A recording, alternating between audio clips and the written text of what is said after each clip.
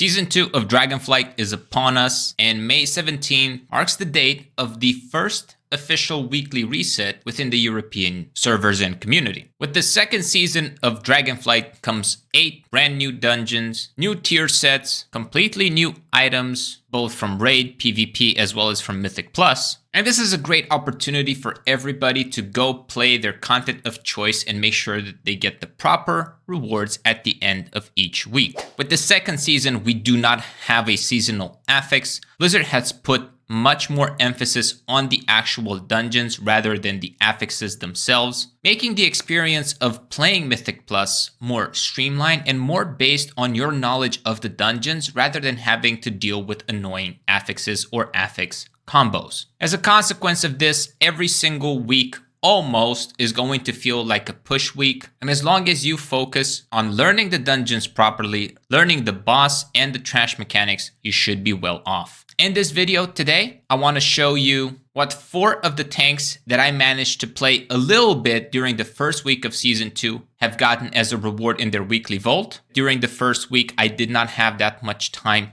to play, and I barely even stepped foot in the new raid. However, even if you have fallen behind yourself, there is plenty of time to catch up. And this is a great week with great affixes for you to get accustomed to the new dungeons. If you enjoyed today's video and you find it helpful with the information that I'm going to spread throughout, at the end, give it a big thumbs up and subscribe to the channel. And let's get right into the loot. In this new season, Paladin are definitely the tank of choice for many people. They are by far the best tanks right now, but I would say maybe the Brewmaster a close second, and a Vengeance Demon Hunter, especially if they have the tier set bonus, the 4 set bonus coming in very, very close to them as well. And last week, I managed to squeeze in a few dungeons, didn't do that many, but was able to do an 18. So we should see a decently high item level item within this vault. So let's just make sure that we have the proper loot specialization, which is protection. And let's see what we got on this first week in the vault on the protection paladin. Ooh, BIS stats boots and not so good stats cloak. Okay, definitely taking the boots on this one. That is a very easy pick, and we're gonna get rewarded a 17 key. Let's see. We got an underrot. This is perfect because I didn't manage to get any underrots done on the Paladin last week. With the buffs that have come in for other classes, as well as some talent reworks, and the fact that warriors have not really been touched, they haven't been buffed, they haven't been nerfed, they have definitely fell behind a little bit. Also, their tier set bonus this time around, I wouldn't say that it helps them as much and is not as strong as some of the other tier set bonuses. However, it's still going to be a tank that I really enjoy playing, and I've really enjoyed it pretty much since day one, and I'm going to continue investing my time into it. I'm going to make sure that I have protection loot spec, and although I haven't done the highest of keys on this warrior, I'm hoping for a decent enough upgrade. Let's see here. So we can choose between a haste verse, very good belt, and let's see, a 441 cloak with crit mastery. Now the cloak is quite high item level, but it doesn't give us the right stats. While the belt, it will replace the unstable Frostfire belt, which is also gonna open up an embellishment slot. I'm thinking this could definitely be a good pick. And I'm also eliminating 1 BIS item straight from the get-go. Plus I can upgrade it and minimize the upgrade costs on some of the other tanks. This is a way better pick. And with the upgrade system, I will be able to get it decently high. All right, and we got a Vortex Pinnacle 15. That's gonna be a very good key to push. The Blood Decay has been one of my all-time favorite tanks. And honestly, the first spec that I played back when they were introduced in Wrath of the Lich King originally, I have stayed with Blood, making it basically my main alt since day one of Legion. And I'm going to continue playing Blood and putting an emphasis on it because I really, really like how this spec plays out. Unfortunately, the tier set bonus is not the best, and it tends to fall off because of the gear.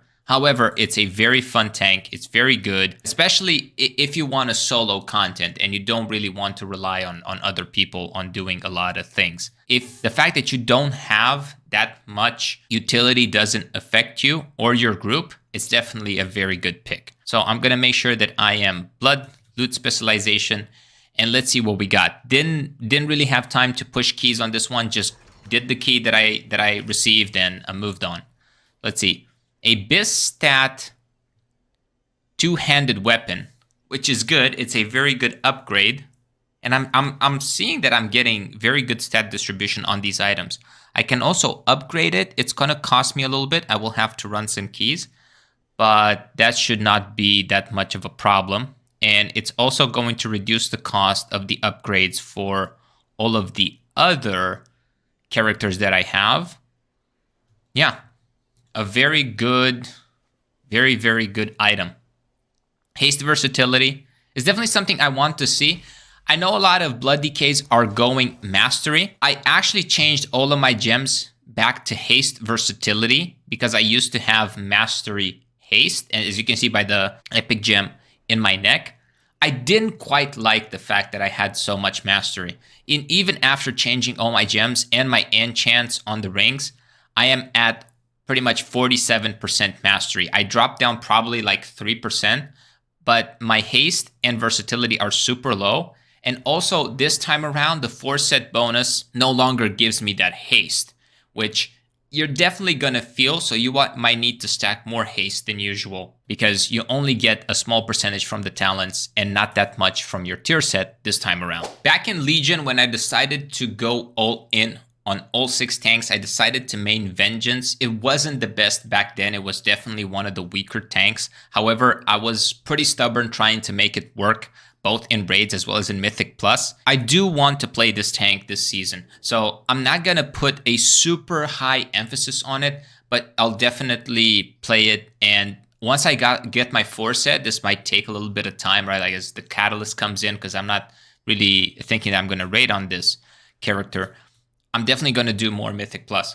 Right now, just as the Blood DK, I only managed to do the first key that I got, which I believe was a 12 or an 11. Let's see what kind of loot we're going to get. Make sure that we actually have Vengeance loot spec this time around, because some of the tank trinkets that are around, they're very good.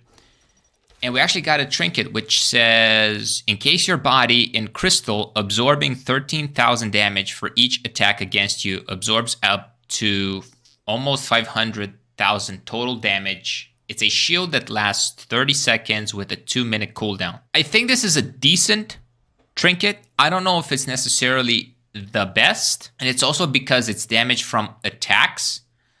I don't know. This is definitely one of the weaker trinkets. But hey, you know what? It's still a upgrade. Gives us agility. Can replace the mastery trinket that we have. Actually, we can definitely choose to replace this one. But yeah, I'll definitely play more Vengeance Demon Hunter this season than I played last season. I will say that the goal for this season is to get all 6 tanks past the 2.8k mark. I would say that is a valid goal. And the main tank that I choose to play, I will attempt to push around 3.2k rating. I think that is definitely achievable this time around with all of the changes and everything that has happened in the game. I would like to know what you guys are thinking of maining in this season. I know a lot of people have been changing stuff around because of the buffs, the nerfs, the tier sets. There's a lot of different ways in which things can impact your decision making on picking your main. And I've actually made a video that if you guys haven't checked out, I definitely recommend you do so. And if you got value from this one, give it a thumbs up, subscribe to the channel for future content, and I will see you guys in the next video.